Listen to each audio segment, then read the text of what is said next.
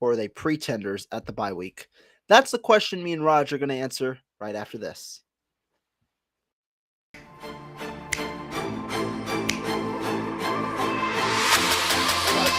Let's go get him. Let's go get him today, man. Let's go. Hey, dominate on 3. 1, 2, 3, dominate.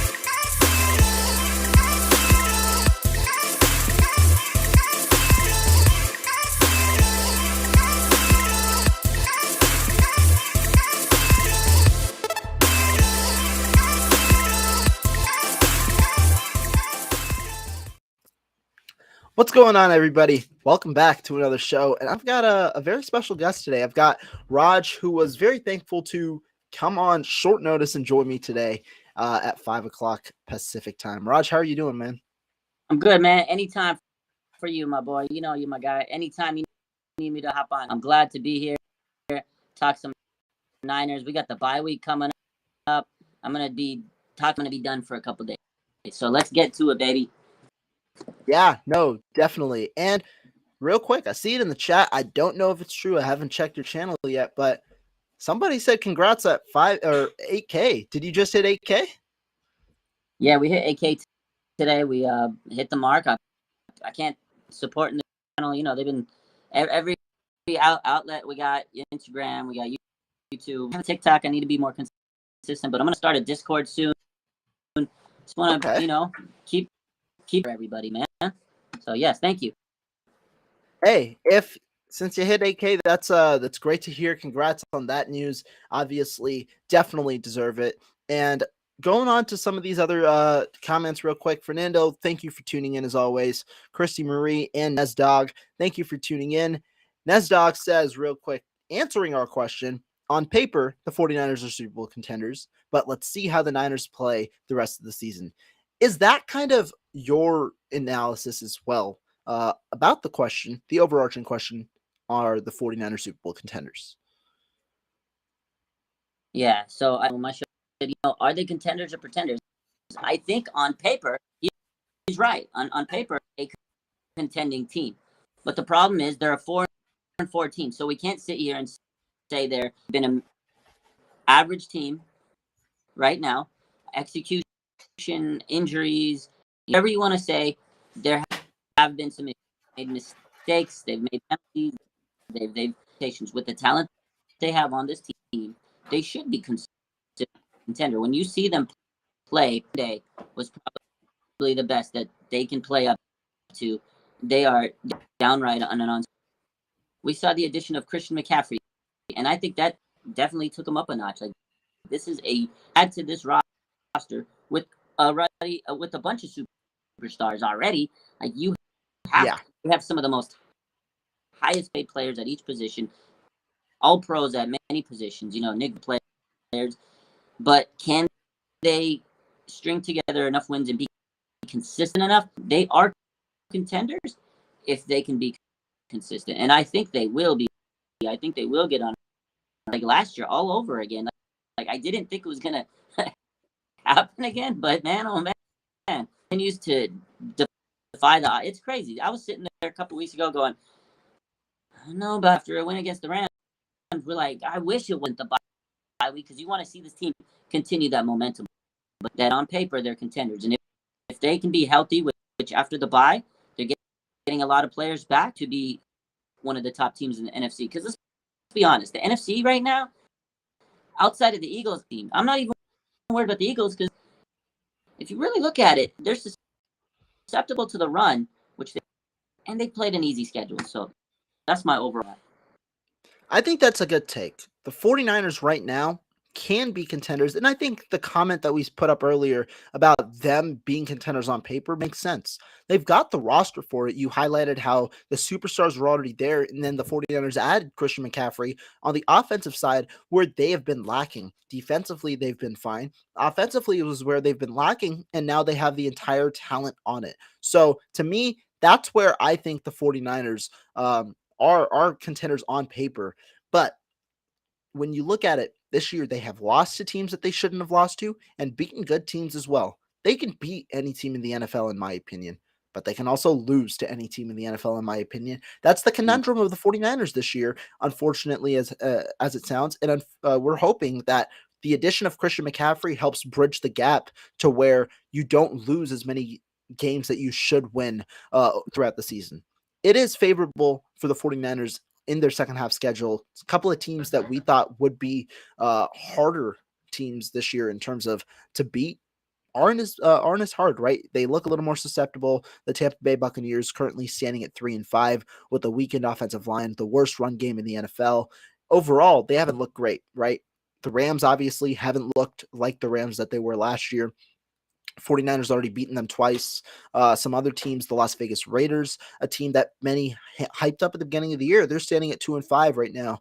Not a strong year as well from them. So overall, a couple of teams have had worse years, making it a more favorable schedule. So I think the 49ers are in good shape heading into the second half of the season, but they need to continue to be consistent. They have not this year. Yeah. Last weekend against the Rams put some hope towards the 49ers potentially getting that second half spark. I'm sure a lot of fans are reminiscent on 2021's run when we had that 7-2 end of the year run, which was a pretty darn good run. Probably reminiscent of that in the confidence that they have for this team to have a similar run in the second half of the year. Stock's trending up, but it's got to continue to trend up for this question to be true. And I see in the comments, African Spirit says, chill out, we got destroyed by KC, we got miles to go. Yes, they look great against the Rams, but they got dominated by the contending team. They want to win a Super Bowl, the teams are going to play. So yes, absolutely, they have top tier teams like that. And then they look just lost against the Broncos, right? Despicable against, the Bears on opening night. But, those were early games and sound corny, but it's not how you start, it's how you finish. And you're right. 7-2 end to last year. Obviously, the Bengals game, there was some games, wow, how did they win that game? But they went on a 7-2 run, and I have them make down the stretch. I think might lose to Miami. Mike McDaniels, he's going to have that game circled. I think he wants to out-coach Shanahan and do everything in his powers to beat him. I don't know if that is a tough game coming up. And then Seattle, man, they're tough. They're looking good. It's hard to sweep them. Got 11 years. It's just a tough team to play. Pete Carroll's got them playing good. But other than that, Michael Thomas, they're in shambles. I'm not going to sit here and think that Andy Dalton can beat the Niners. The Bucs, like you just said, and they're at 3-5 this year. Last year, the Niners were switch and were able to turn it around. I know they have Tom Brady, but will that team be able to turn around? I don't know if the Bucs have the team to turn it around from 3-5 like the Niners beat them. The Raiders, like you said, they just don't look good. And Cardinals definitely will be a division game, NFC West division. They're always tough. They're just not playing up to their. And I think that the rest of the games are pretty winnable. Commanders, we should beat them. We got a lot of games that are close to home as well. Like our road games, we don't have to travel too far. And then we United a few weeks. That's going to be a home game. Let's be honest, man. The Niner fans travel well in general. So that's the Niner fan says they're going to the Mexico. That is going to be another home game. And internet's going to be huge, man. And I think that mentality, the fact that we have a lot of home games coming up, the second half team, the bye week's going to get us healthier. We're getting a lot of players back. Elijah Mitchell, yada, yada, yada. They're coming back. I think that team on paper should be, and again, like you said, if they can stay consistent, they can win. But I think a lot of it has to do with quarterback play. Teams have elite quarterbacks, right? Patrick Mahomes, Josh Allen, those are the guys you think about winning, their quarterback. So it's all up to if Jimmy can play, put this team in good position to win. The defense will get better, but can he get CMC and Kittle and Debo and Ayuk, who's really trending up? That's where I feel like it dictates the rest of the season. Is Jimmy going to be able to play at a level where he limits those mistakes and puts him in? So I think so, yeah. Like you said, you're going to have to be able to beat those big teams. The teams like the Patrick Mahomes teams, the Josh Allen teams, the teams with the good quarterbacks that have shown that they can defeat any other team. And that's where the question will come with consistency. Can the 49ers beat some of those top quarterbacks? The good thing is they don't face too many of them down the stretch. But the bad thing is they will face them in the playoffs. So that's a certainty for sure. And the 49ers will need to have their A game. And speaking of that A game, actually, before I get to that part, got to give a shout out real quick to some of the other people that tuned in the chat. JDLR, thank you for tuning in, as well as Kali and Miss Debbie, one of the pinpoints of the 49ers fan base. So thank you all for tuning in as well. But that question that I wanted to ask you comes from Fernando. Do you think the run game gets even better with Elijah Mitchell coming back? Because that is a proponent of the 49ers offense that was lacking a little bit when Jeff Wilson Jr. was the lead back. The efficiency numbers had decreased. I pointed out how the yards per carry were under 4, and Wilson really, those big gains kind of were the overarching point, whereas the run game as a whole wasn't as efficient apart from those runs. So do you think the run game now with McCaffrey in the fold gets even better with Elijah Mitchell coming back? I mean, you would, because, I mean, Elijah Mitchell, I think people forget record for 49ers rushing yards. Like, he was a flat-out star in the making. You know, he missed 6 games, and he is very good, but he gets hurt a lot. I think it can. I think he's so well fit for this outside zone running scheme. Like, he's the perfect back. We saw it last year, right? And CMC, exactly what he can do. He's going to be that cut type quarter running back. He can catch play. I think with those two guys, you have probably the best duo that I think Shanahan may have ever coached. Now, is staying healthy, and that's okay with these guys. But I definitely think that this run game is line too has shown that it's gotten better, and I think that's right there the key. I saw some comments, you know, the O-line was getting this and that, and yeah, for the most part, the O-line has been consistent overall. But I've seen them get the O-line to continue that trend of becoming better, and especially in the run blocking department. And if they can stay healthy and help with that blocking game, I think Elijah Mitchell is definitely an upgrade over Jeff Wilson. Expendable. You know, he asked for his trade because he knew he wasn't going to get the touches. They honored him, can thrive and succeed. I think Elijah Mitchell, if he's healthy, he probably was before running back 1. Like, there was a lot of preseason hype on the guy, rightfully so. I definitely got Elijah Mitchell. This offense is going to just get even better. You got a super Elijah Mitchell. You know, he was so nice last year when he was on the field for the Niners. I think people forgot here. I think they really forgot just how good Elijah Mitchell is.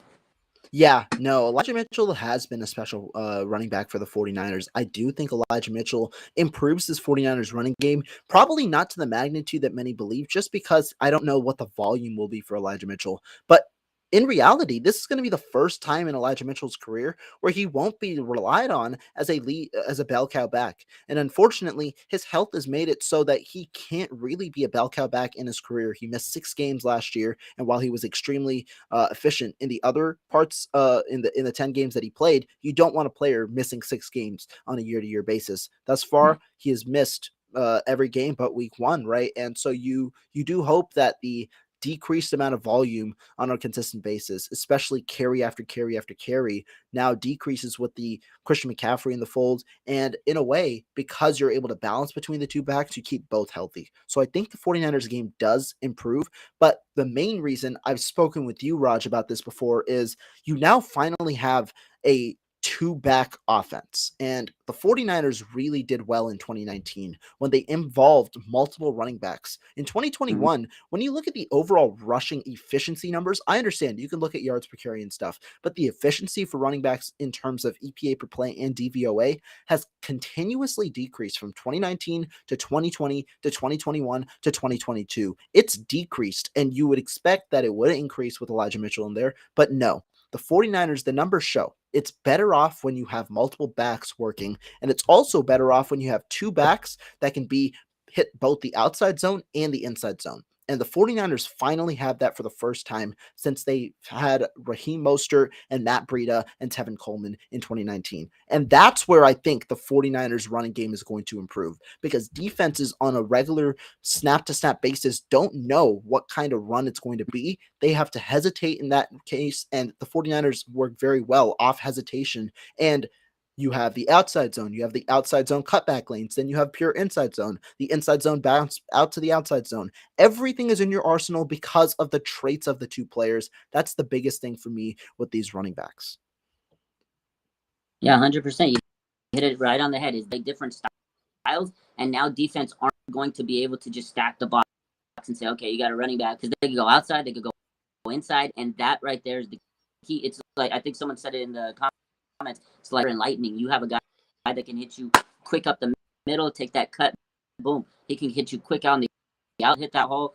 And I honestly think that this committee right here is what Shanahan in 2019, when they had that committee approach, Raheem Mostert, Breida, and Coleman, they would just kind of go with the hot hand, rotate the other guy, and defenses rotate a guy. Just said they're going to stay healthy, and that is the key, because Elijah Mitchell volumes, he was getting hurt. Same thing where Raheem Mostert, when he was getting heavy volume, he was getting hurt because it's so quick, it's so blistering fast, and that outside zone scheme, it really takes, because now you have guys that can kind of mix it up.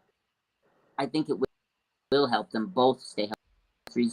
And I definitely think that with those guys there, and Debo, people forget he was the wide back guy. He got incentives in his contract. I'm sure he's still going to want to run a little bit. It's going to in this offense involved. So yeah, definitely I can see it improving. But the key is being healthy. If they can stay healthy, then we're back to TDP. No disrespect them, but they haven't really played and developed and learned the nuances of the scheme. So they. Yeah. And I mean, when we talk also about the running game, the other part is that it, in a way, like the 49ers, right? When you talk about the one stat that a lot of people like to point to, Kyle Shanahan running the ball more than he throws the football.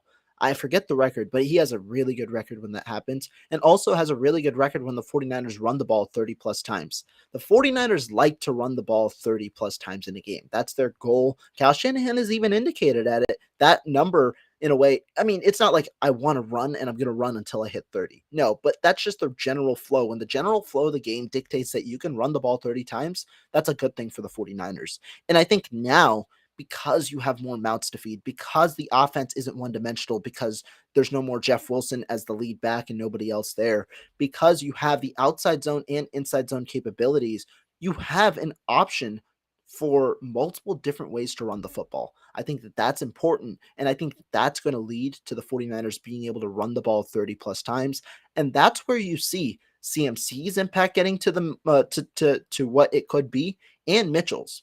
If McCaffrey gets 17 carries a game, Mitchell gets 13 carries a game, there's your 30 carries. Both players aren't overutilized to the point where they can risk their health, and the running game is as efficient as you can possibly get it. That could be 150 yards just with those 30 carries. 5 yards a carry, 30 carries a game, 150 yards. That's exactly what the 49ers would want if that's even a possibility. But the other point that I like to point out, which makes the offense more even more important, is not only are they important in the passing or running game, but they're important in the passing game. McCaffrey showed it the other day. He caught 8 passes for 55 yards, the highest targeted 49er against the Rams. He had 9 targets.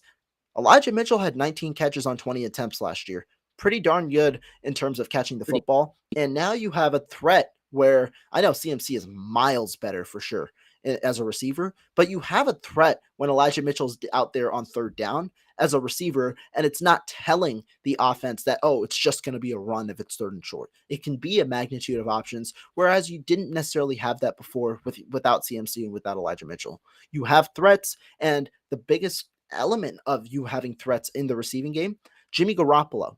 Jimmy Garoppolo looked so comfortable on Sunday, and he went through his progressions. If CMC is getting 9 targets, that means Jimmy Garoppolo is reading through his progressions 9 times, going 1, 2, 3, 4 to hit the progression. McCaffrey has made Garoppolo so much more comfortable, which as a result led to one of his most efficient performances in general. So a good job overall by the 49ers. Yeah, 100%. We talked about that. I was just talking about this with Ted today. Christian McCaffrey has made Jimmy so much more comfortable. In one game, you could see it in Kansas City, but you could just see the difference in his confidence. He was going through the progressions. He was going to be open when he got to him, so he's like, I'm going to give it to this guy, and he trusts him. And when you have that quarterback can start, getting in his bag and start looking at more reads, and you're right, that touchdown, most players aren't make that catch. That was an amazing catch. It was a good throw by Jimmy. Fifth read, which was crazy to me. Jimmy hitting a fifth read on a touchdown pass is just like, wow, I can't believe it. Because you're right. For Jimmy to go boom, boom, boom, boom, check. Oh, it's crazy to me. And that is only going to make the impact of CMC even greater.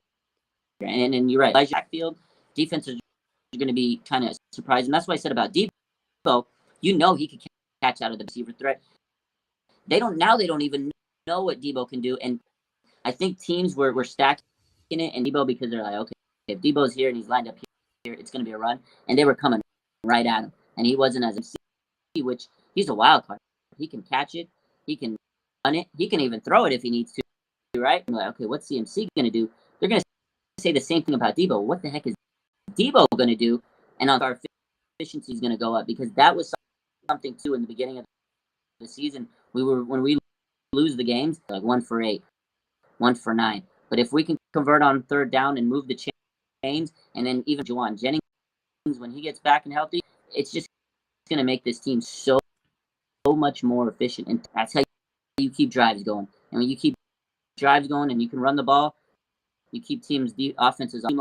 Like the Chiefs again, you want to keep Patrick Mahomes on the sideline, which we weren't able to do the last game. So this offense had the potential to be very, very, very, very dynamic with Yeah, no, for sure. Real quick, we see this from Peter Parker. You got the Wi-Fi, so maybe it might be cutting out for them. So as he checks up on that real quick, what I want to say about the Chiefs offense overall is, look back to 2019. The Chiefs didn't score 42 points. It wasn't a shootout necessarily for the 49ers, right? Instead, the 49ers had won. It was a 24-20 game. The 49ers had won 20-10 going into the third quarter, obviously lost. The point being, you don't need it to be a shootout when you face the Chiefs because of the defense. Now, I understand the defense gave up 44 points, and that's unacceptable. I don't expect that to happen a second time the 49ers play the Chiefs if that happens. But overall, you now have a potent offense that can contribute 30 points offensively to where they can not necessarily contribute or compete in a shootout, but have enough offensive efficiency to where it limits Patrick Mahomes because you're keeping him off the field while also having a strong offensive game. So overall, I do like that the 49ers acquired Christian McCaffrey. I was really, really high on it during the draft. During the trade. I thought Christian McCaffrey was one of the better acquisitions that the 49ers had in general. And I thought that was a really good acquisition because of the value that he could bring, not only in 2022, but beyond. We've already seen it through one game, how Christian McCaffrey can impact an offense, and that's a big part. But overall, I do want to see more obviously from this offense in terms of consistency. Can Jimmy Garoppolo continue the performance that he had, a very efficient performance? I'm not saying throw 21 of 25 every game, but he continues to play turnover less football. His turnover rate right now, or at least turnover worthy play rate right now, is about 3%. If he can continue to decrease that, I think that will be a big factor for the 49ers because his big time throw percentage right now is 5%. And that is something that we haven't necessarily seen from the 49ers in recent days. Now, going on to another question as Raj comes back. There we go. Okay. But Just say a test message and we'll figure it out. That, guys, hearing me. Sorry about that. I don't know why it was cutting out. I can hear you. I hope the chat can hear you. So we'll figure it out. But another question from the chat over here. Case Closed says, "Yo, Raj, real question is the CMC trade seems to be very similar to the Emmanuel Sanders trade. Sanders threw a touchdown against the Saints, and ever since, we developed and headed into the Super Bowl." That's ironic in a way that Sanders threw the touchdown, CMC threw the touchdown, and it kind of sparked the change. The only difference, obviously, being the records at the time. Do you view this trade in a similar light? I said it before. I'm sorry if my audio is cutting in and out. I don't know what I need to do to fix it. Sure it doesn't next time. But yeah, I definitely think that this was similar. Shanahan getting in a veteran and a guy that's a solid mentor to this team. He's just a solid veteran in the league. He's well respected, and I think he has a lot of knowledge in the game. His locker room, you could tell. Even George Kittle was talking about how you can see how he said that his preparation kind of bleeding into this locker room, and that's what Emmanuel Sanders did. He was the mentor for the receivers like D. Ironic that he threw the touchdown pass like CMC. That's kind of funny. But I definitely think that this was to make just like in 2019. Like they were winning, but they still needed more. They were kind of on the cusp, and I think that kind of elevated the offense to the point where they were more comfortable. And again, if you remember, Emmanuel Sanders was like his security blanket. He was always 16 against the Rams, and just his first game against instant impact. He made big time against the Arizona game. I remember he was hitting Emmanuel like big time plays. So confidence booster, like we said, just like Emmanuel Sanders. It's going to be a safety blanket, and I think that's what. Yeah, and I think to me, the trade to me looks a little different just because the 49ers traded for Emmanuel Sanders, and that was a 1-year rental. They traded a 3rd-round pick and a 5th-round pick for a 1-year rental who played an integral role for the 49ers in moving obviously like from 8-1, but 2 true Super Bowl contenders and getting them to the Super Bowl. A leadership role that Deebo Samuel has credited him for, that Brandon Ayuk obviously has credited him for a little bit as well, credited Samuel for afterwards. He's passed down that leadership. And I think to me, that's been a big thing. The leadership aspect, which has now transitioned into the current 49ers locker room. But this McCaffrey trade to me is not only for 2022. Lynch and Shanahan have both reiterated this is not a 1-year rental. I think that's the big part, and also the magnitude of the player. I think obviously McCaffrey is a better player than than Sanders was when we traded for Sanders at his respective position and overall. And I think he's going to have a bigger impact, which is needed because the 49ers were 6-1 or something like that when they made that trade, and they were 3-4 when they made this trade. So it was a completely different situation in general. Good trade, though, for the 49ers, not only for 2022, but remember, in 2023, that's where the trade is going to be a big, big help as well. Because Trey Lance, imagine Trey Lance, Deebo Samuel, and CMC in that kind of system, in the zone read system. That's going to be a big, big change for the 49ers. I think that that's going to help Trey Lance overall. Because remember, Trey Lance is a guy who is very raw at the moment, doesn't have many game reps. And so he probably comes in with an incessant amount of pressure on him. Now, the 49ers are able to rely on that run game. Lance himself bolsters the run game with his ability to run. We saw it in the Seattle game earlier this year before he got injured. 12 rushes by the 49ers offense in that game, 108 yards. That's phenomenal in general. 9 yards per carry when Lance was there. We've seen the efficiency drop without Lance this year. And so to me, I think that the offense really can take new heights with that element next year as well. So that's why I view this trade differently. McCaffrey, obviously a guy who we can keep for the next few seasons in general. McCaffrey, a guy who has been special. He's only 26 years old. So that's a good sign for the 49ers that they traded capital, but they're insulated with capital as well. And McCaffrey's going to help in the years later on. Yeah, definitely. I don't know what's up with my audio. Hopefully it's good now. Should be good. I don't see there's any issues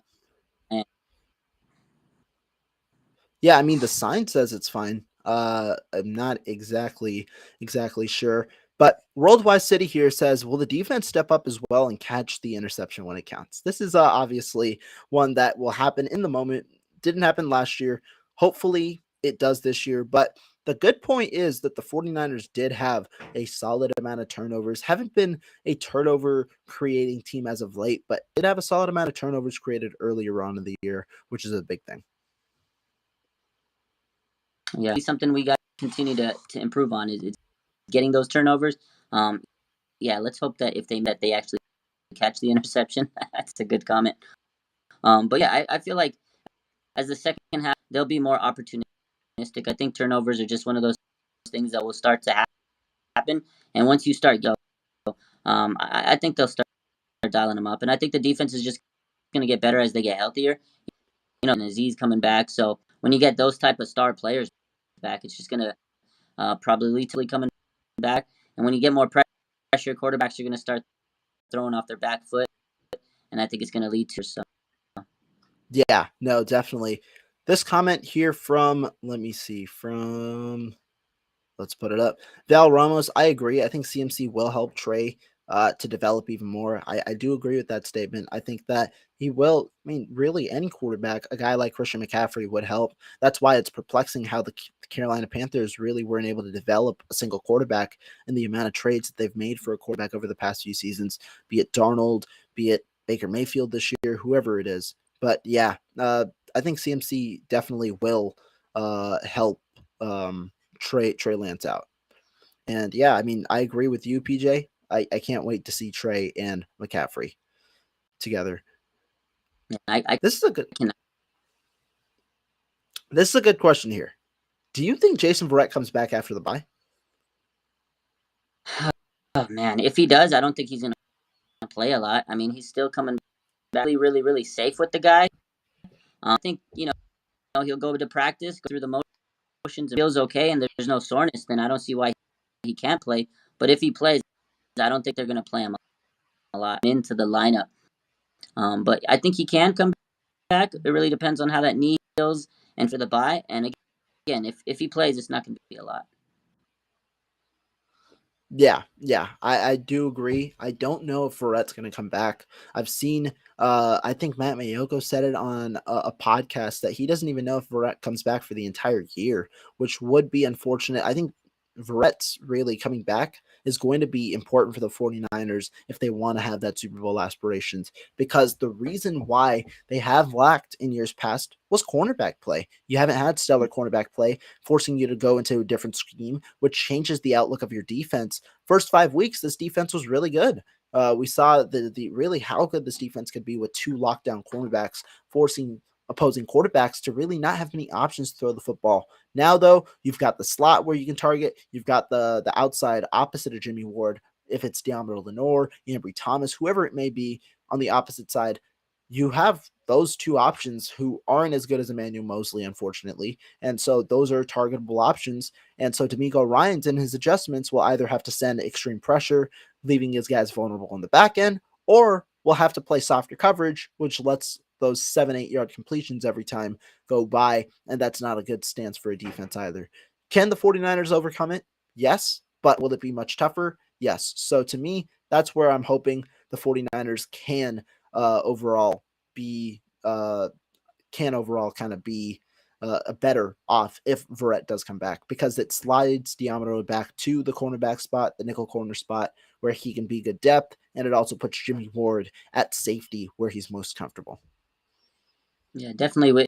It would be a nice, because you're right. It would give the secondary a boost, a solid player if he can be healthy, and it puts people. But the key is the health of Jason Verrett, and that's something we really haven't been able to count on.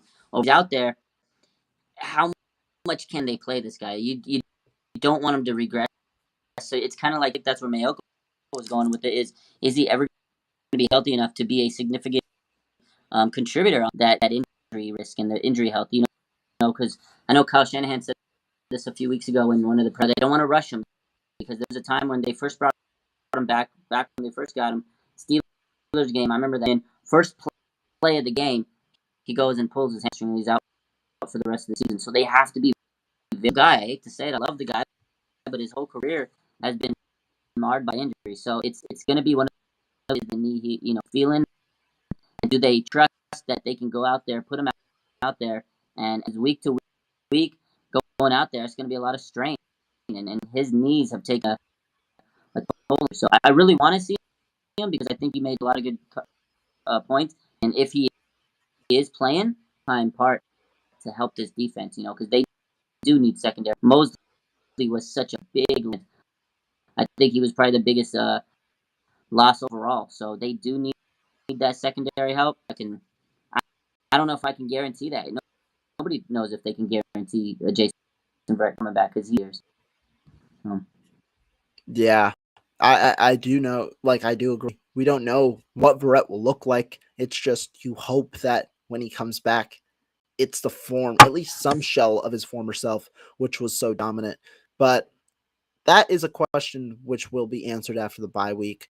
A question that we do, it seems like, have a little more clarification on. Ark Armstead.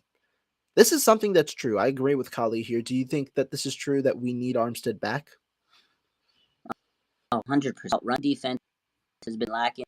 Nick Bosa has been getting a lot more attention. I mean, obviously, but Armstead's so important to this defense. Run defense. Double teams for Bosa. It just takes so much pressure off him.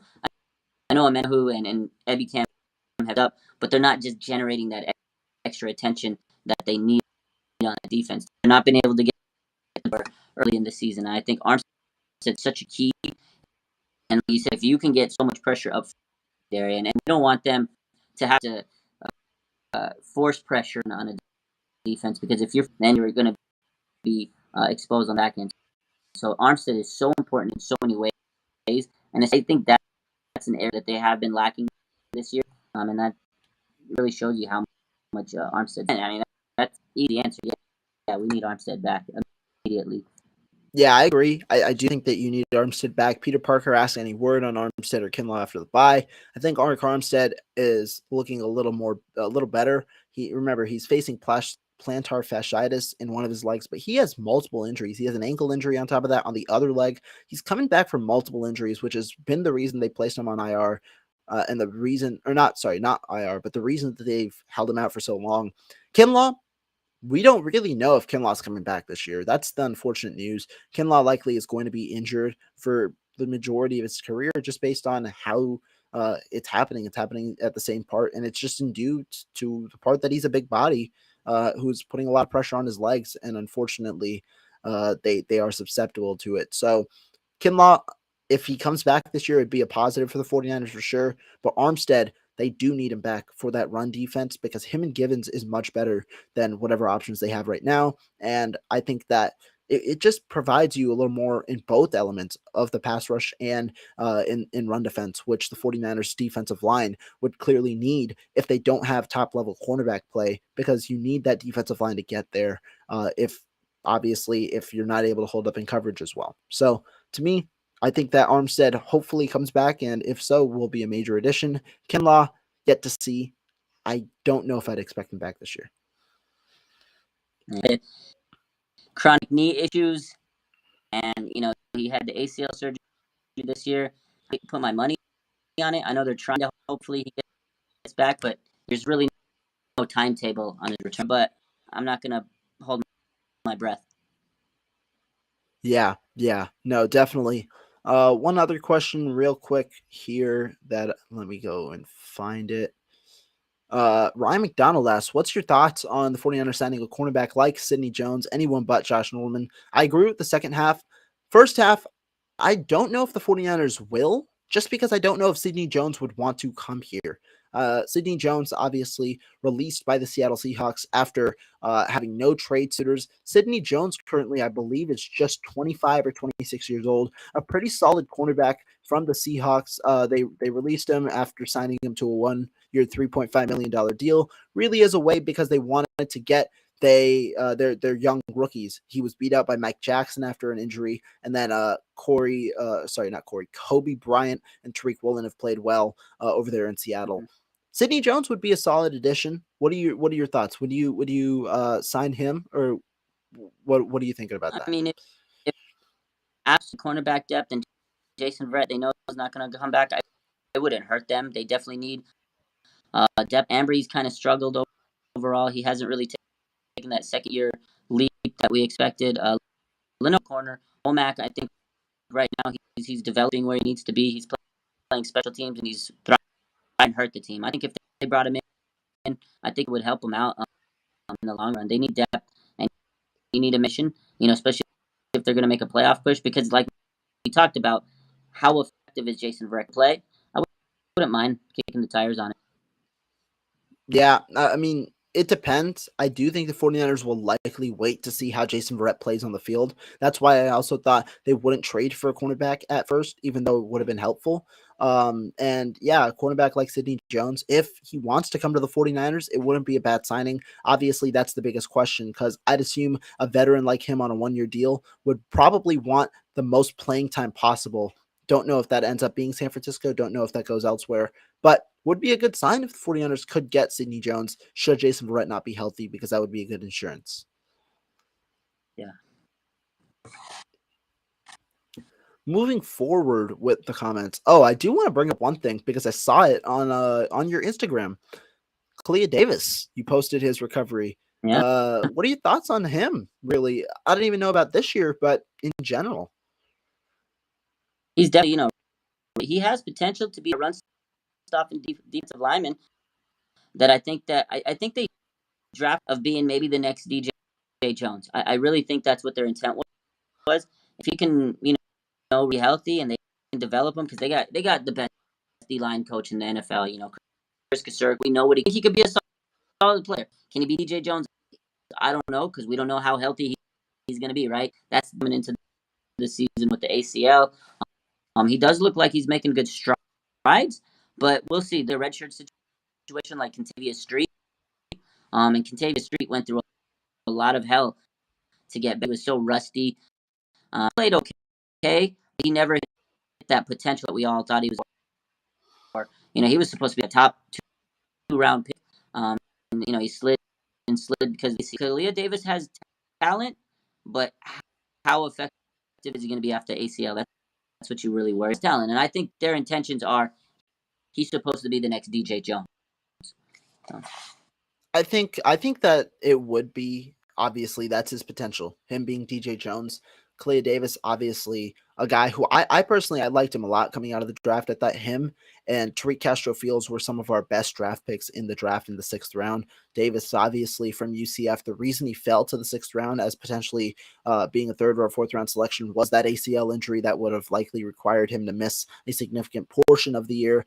Davis, though, recovering, would be a great addition, be it in 2022 or 2023, but especially in 23 because of the amount of impending free agents that we have. Kevin Givens is a free agent. Hassan Ridgeway is here on a 2-year deal. We don't know if he'll move on.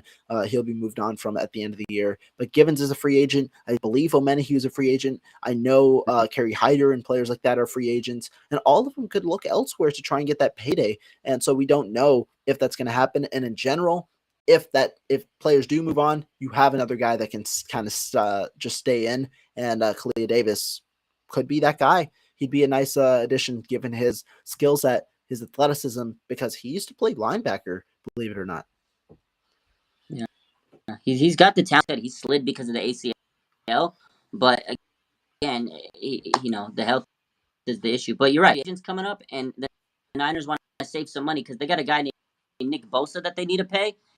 And I think instead of Kerry Hyder or Hassan Ridgeway, I think that they'd be happy to make sure so they don't have to sign some of those other guys. Yeah, no, definitely. Looking at 2 more questions or comments before we head out. Samuel Womack has been good, is what 49ers Throwback is saying. Obviously, Womack hasn't played much in recent weeks on defense, but played on special teams, had a highlight play on special teams this past week. What's kind of your evaluation of him? Are you okay with the role he's playing? And what have you thought on him so far? Yeah, I like what I've seen out of him. He's been a hard worker. He looked good in his.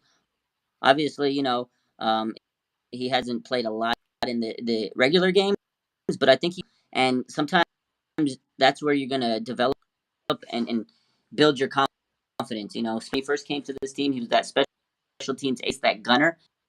And I think Sam Womack has finally found a nice season. I think he's going to thrive, develop there. He's been a nice gunner this year. And I think as he'll be a big part of this defense moving forward. But he has carved out a nice role in special teams. But as a cornerback through the year, 100%, he definitely not like starting quality yet, but flashes from him. But I really like what I've seen out of him as a special teams player right now. And sometimes that's where it's a special teams guy you develop, and then boom, later on you become a key part of this team. So out of him so far. Yeah, no, definitely. Samuel Womack, I mean, in general, I've liked what I've seen on special teams. You need to carve a role in this defense or offense when you play on a Kyle Shanahan level team, especially with the talent on this team. Womack hasn't looked great at cornerback on the outside, at least, because he just doesn't match up well against bigger receivers. But good to see him carving a role on special teams, and pretty valuable pick. Will compete again next year for snaps, especially if Emmanuel Mosley doesn't return, if he gets a bigger payday elsewhere. So a good pick thus far. I mean, he's had his ups and downs, but it's nice to see him carve out a role on special teams for sure. Yeah. And for the final question, go ahead. No, go ahead. Oh, no, I was just going to say for the final question that I've seen thus far, it was a fun question. That's why I wanted to get to it. Will Jason Poe be the center of our future? That's part one. And what do we do about right tackle? Because Callie here is over Mike McGlinchey. I think most of the fans are. I mean, I know he's a above average run blocker. He's not horrible run, never taken that leap as a pass protector. You know, you see him get pushed around. I know he's had that as an excuse because it's been over the course of the career. I don't know if they're going to pick up his option or not. Shanahan. John Lynch the other day on the radio says he's been impressed. He thinks that. Also said the same thing about Trey Sermon, then he traded him. So you can take that with face value. I think that move over to right tackle. He played tackle in college. I know he's played good at guard this year, but if they really look a right tackle, maybe they throw Burrow. That could be something they look into. Jason Poe, I think they might move him to guard. So if you move Burford, you put him at right tackle, you can hope and develop him there. Because I think Nick Zakelj is the guy they're going to try to develop at center. They're stashing him. I think Zakelj, if they don't bring back Brendel, Zakelj is going to be that guy they slide at center. Maybe Jason Poe at guard. And then you can develop Spencer Burford. He could do it. He'd played tackle in college. So maybe that's the option they go. That's just one way to look at it. She definitely is not loved by the fans, and I think they might not pick up his season. Again, he would cost a lot of money because he's still a quality run blocking line where whether it's with the Niners or not, I probably, if I had to bet on it, I'd be back with the Niners next year. Yeah, that second part is very interesting. I don't know if what the 49ers will do with McGlinchey. And I don't know what McGlinchey will do because unfortunately, as bad as it sounds, McGlinchey is not a bad player. McGlinchey's a pretty darn good right tackle. He's going to get interest this offseason. His only issue, there have been two issues. One, he had a big injury, but he seemed to overcome the injury. And two, McGlinchey has these bad plays that come at the most inopportune times, which is what illustrates the frustration into McGlinchey this season. As for the Poe part, Poe could be the center of the future. I think that there are a couple of options. I know the 49ers have been looking at center in the draft. We'll see if they draft a center, but Poe could be an option. I know Nick Zakelj could be an option as well. I just want to see a competition next year. Don't think Jake Brendel is going to be the center next year. I think he was more of a bridge option, especially now that Trey Lance. The one argument you could have made is he would have had 2 years of reps with Trey Lance last year on the scout team, this year as first team. That's out the window, though, because Trey Lance has not played this year. I think Jason Poe could be in the role for, or at least in the marking for center. And if Burford does move, my bold prediction, is that Burford does move to right tackle at the end of the year. If that happens, there's going to be an open guard spot, and it could be for Zakelj or Poe, and the other could play at center. So we'll see how it goes, but yeah, I think that right now, 49ers offensive line at the end of the offseason, a lot of front office decisions to make because you might have a new center, might have a new right tackle, might even have a new right guard if Burford moves to right tackle. So we'll see how it goes in the offseason for sure. Yeah, to keep an eye on because they got to pay Nick Bosa and McGlinchey, like you said, he's not like elite. He's a first round pick, top 10 picks. So it's like you need him to do injuries, and he has overcome them for the most part. But he's had injuries every year. And are they going to pay this guy top money to go out there with his injury risk? Probably not, because they move Spencer and develop him. He's still young. He looks good. Maybe the draft kind of is going to take up a hefty amount of that cap space after they give him his extension this offseason. Yeah, I do think that I mean, it might be a mutual decision. I know the 49ers, obviously, Mike McGlinchey has had an up and down career, drafted number 9 overall. That was the start of it. But I think it will be very intriguing how they kind of tread the waters in the offseason, not only at that position, but at several positions. Because McCaffrey trade kind of made it so that you don't have as much draft capital at the top. So you have to find a way to efficiently allocate your resources to fill this roster, not only at the top end, but also at depth. Well, you got to probably start hitting on them draft picks. 49ers throwback here brought out my prediction, Spencer Burford at right tackle. That was my bold prediction of the year. Nick Zakelj at center. I don't know if this will happen for sure, because I do think that if the 49ers want to stay in-house, Zakelj is a better guard than Poe just because of the size. He's 6'4", Poe is 6 foot. That could play a role into Poe being the center, Zakelj being the guard. But I wouldn't be surprised if them two battled it out for center and the winner wins, and then they try and find another right guard. Maybe even Daniel Brunskill comes back for guard, or they try and find one in the draft. But we'll see. We'll see. That's all obviously speculation for future talk.